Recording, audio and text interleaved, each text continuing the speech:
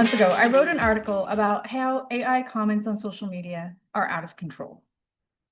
You know what I'm talking about. The comment that summarizes whatever the original poster published, making it clear, very clear, they used AI and didn't actually read what they're commenting on. It's technically a comment in that words were assembled and posted in public, but it contributes absolutely nothing. No opinion, no expansion, no evidence that a human being actually read the thing at all, let alone skimmed it. And yes, AI has made this kind of engagement easier, faster, and even more irritating. But in the discussion that followed that article that I wrote, Alan Kersenek made a point that has been stuck in my head ever since. He wondered why, even in a well-intentioned conversation about efficiency, there always seems to be a watermark underneath it that says, get through as much of this ocean as you can. Mic drop. The problem is not just that AI can help people fake engagement at scale.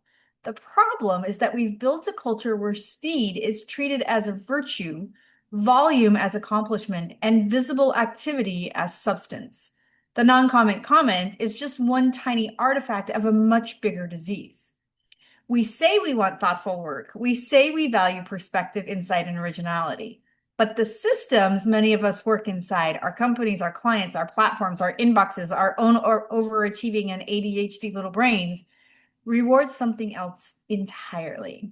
They reward responsiveness, output, throughput, the appearance of keeping up. So of course, people reach for tools that help them move faster. Of course, they summarize instead of reading. They react instead of reflecting, and they comment instead of contributing. We have made it very clear culturally and professionally that more is the goal. AI did not invent that pressure. It just arrived with a very efficient new way of doing things. On this week's Spin Sucks podcast episode, we'll discuss how hustle culture was the warm-up, the performance of consumption, and what this is costing us. If you're a communications pro who works hard, doesn't compromise quality, and gets the job done, welcome home. We'll share our tips, tricks, and stories, and together we will change the face of PR. Spin sucks, but we don't. With the Spin Sucks podcast, here's Gini Dietrich. Welcome back to the Spin Sucks podcast. I'm Gini Dietrich. Before we get started, I have a little tidbit for you. Did you know that if you can't finish watching right now, you can subscribe to the audio version of the show? We're on all the platforms where you get your podcasts, including Spotify and Apple, or you can subscribe to our newsletter at spinsucks.com and receive it in your inbox every Tuesday. Long before AI started writing comments no one asked for, we were already being trained for this. Hustle culture has been whispering in our ears for years that faster is better, busy is admirable, and exhaustion is what ambition looks like in sensible shoes. Workaholism stopped being a warning sign and became, in far too many circles, a personality trait. We didn't just normalize overwork, we polished it, we put it on LinkedIn, and we called it leadership. Somewhere along the way, we began treating constant motion as proof of value. If you were slammed, you must be important. If you were booked back to back, drowning in Slack messages, replying at all hours, and consuming content at an industrial scale, clearly you were serious about your job. Reflection, meanwhile, started to look suspiciously like laziness. Thinking took too long. Reading deeply was indulgent. Stepping back to form an actual opinion, adorable, but could you do it by 2 p.m.? This is the part I can't stop thinking about. Because AI did not invent shallow engagement. It did not invent the urge to skim, summarize, optimize, and move on. It just showed up at exactly the right moment for a culture already addicted to hustling. Of course, we handed it the keys. We had spent years building workplaces and professional norms that prized efficiency over depth, speed over discernment, and visibility over actual value. AI simply made those habits faster and easier to maintain. It is, in many ways, the perfect tool for a workaholic culture. Why wrestle with a complicated article when you can get the gist in seconds? It's the Cliff's Notes versions of my generation. Why sit with an idea long enough for it to become yours when you can generate a passable reaction and move on with your day? Why read, think, and respond when you can appear to have read, thought, and responded? That last distinction matters more than we want to admit, because what hustle culture has always sold us is not excellence. It is performance, the performance of being informed, the performance of being engaged, the performance of being indispensable. AI did not create that performance. It just made the illusion easier to obtain. And once you see that, the non-comment comment starts to look less like an isolated annoyance and more like the logical outcome of an entire way of working. We built a system that rewards people for getting through the ocean as quickly as possible. So it should not surprise us that fewer and fewer people are stopping to ask what any of it means. Every year during that break between Christmas and New Year's, my social feed fills up with people proudly announcing they read 200 books, 300 books, 500 billion gazillion books, as if reading has become an Olympic event and the gold medal goes to whoever turned the most pages at the highest speed. Not even the most pages, open enough books at the highest speed, because most pages, never mind, another story for a different time. And every year I have the same reaction. You did? That's fantastic. And also, what do you remember from even one of them? Which was your favorite? What can you tell me about it? Why? I read a ton, but I read heavy, so heavy, thought-provoking books that I spend a lot of time with. The characters become my friends. I mourn the loss when I finish a book, and I usually need time to decompress before I pick up a new one. And to me, that is the whole point. And yet we've turned consumption into a metric and then quietly agreed that the metric is what matters. It's not just books, of course. It's articles and podcasts, newsletters, webinars, LinkedIn posts, summaries of podcasts, summaries of articles, summaries of the summaries, all delivered with the same breathless subtext. Keep up, keep moving, keep proving you are informed. We are no longer simply consuming information. We are performing our ability to consume a lot of it. But that is not the same thing as thinking. The culture we have built leaves little room for that kind of relationship with ideas. It rewards completion, speed, volume, the ability to say, yes, yes, I got through it, whether or not anything actually got through to you. And that is the real loss in all of this. That, I think, is what Alan was pointing out in his comment on my non-comment comment article. Not that AI can summarize things for us, but that we are already halfway to outsourcing the experience of being changed by what we read, watch, and consume. AI just met us there with a clipboard and a cheerful little time-saving suggestion. So now, instead of asking whether something moved us, challenged us, or taught us anything worth keeping, we ask a different question entirely. How quickly can I get the gist and move on? Which is efficient, I suppose. It's also a spectacular way to make sure nothing sinks in. All of this would be mildly annoying and mostly harmless if the stakes were limited to insufferable LinkedIn comments and aggressively optimized reading lists. Unfortunately, they're not. Because when you build a culture around speed, volume, and the appearance of being informed, you don't just get shallower engagement, you get shallower thinking.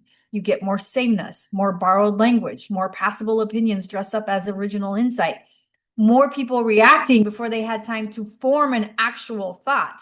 And eventually, everything starts to sound like it was written by the same overcaffeinated committee. That matters because discernment is not a luxury, it's the job, especially for communicators, marketers, leaders, and anyone else whose work depends on knowing what matters, what is true, what is noise, and what is worth saying out loud. If everyone can generate an instant take, then the value of having a take at all is no longer there. The value is in judgment, in context, in taste, in knowing where and when not to say the obvious thing as quickly as possible. That's what gets lost when we confuse speed with substance. Not just depth, but perspective. Not just originality, but trust. People can feel the difference between something that has been processed and something that has been merely produced. They may not always have the language for it, but they know it when they see it. One feels considered, the other feels assembled. And in a world already clogged with synthetic noise, that distinction starts to matter a lot. The irony, of course, is that the faster everything gets, the more valuable thoughtfulness becomes. The more content we produce, the more rare actual perspective feels. The more we outsource the work of reading, reflecting, and making meaning, the more obvious it becomes when someone has actually done it. Which means this is not really a nostalgic plea for everyone to slow down and journal by candlelight. Doesn't sound so bad, but It is a practical argument. If everyone else is racing to get through the ocean, the people who stop long enough to understand it will have something the rest of us do not: a point of view. If we want better thinking, we have to stop treating every piece of information the same. Not everything needs a summary. Not everything needs a comment. Not everything needs to be consumed at all. During our most recent parent-teacher conference, we spoke with our 7th graders' humanities teacher about the massive history fair project they had just completed. And when I talk about massive, it was massive. She talked us through our child's big growth moments in this last trimester, including finishing that project on time. It was a beast for all of us. But the biggest growth moment she had has stuck with me. Her teacher said our child thought she could read one article and create an argument based solely on that article. She quickly learned she had to do more than that. She had to read a book. She had to watch a documentary or two. She had to read some articles online. And she had to take notes about what she had learned. So many notes were required. She had to spend time learning, absorbing, and then slowly dissecting it all into her argument. It was a project that lasted 5 months for that very reason. It's such a great lesson for all of us. We, of course, thank heaven, don't have to do a massive history fair project, but we can absolutely slow down and absorb what we've consumed. Read one smart article and take notes on it instead of skimming 7 and remembering none. Finish a book and let it sit with you for a day or two before reaching for the next one. Listen to a podcast and ask yourself what you actually learned before forwarding it to 6 people as proof of professional engagement. Another is to stop outsourcing first contact with ideas. If something seems worth reading, read it before you read the summary. If you are tempted to comment, make sure you have something to add that is more substantial than, "Great point, good article." If all you have is agreement, perhaps the bravest choice is silence. We can also add more friction to our own process. Keep a running note of what is sticking with you and why. Block a little time to think after you consume something dense or challenging. Ask better questions. What changed my mind? What do I disagree with? What is worth using, sharing, or testing? The point is not to become less informed. It is to become more deliberate. And for those of us who lead teams, there is an uncomfortable but necessary question here too. Are we rewarding actual thought, or are we rewarding the performance of speed? Because if everything is urgent, if responsiveness is always prized over reflection, if the person who fires off the fastest answer gets the gold star, then we are not creating thoughtful organizations. We are creating very efficient panic. None of this is revolutionary. This is not my idea. It definitely is not something that I came up with all on my own, but it is inconvenient. It asks us to do less showing off and a little more paying attention. But that might be the real opportunity in this moment. Not to use AI to get through the ocean faster, but to become more honest about what's worth diving into in the first place.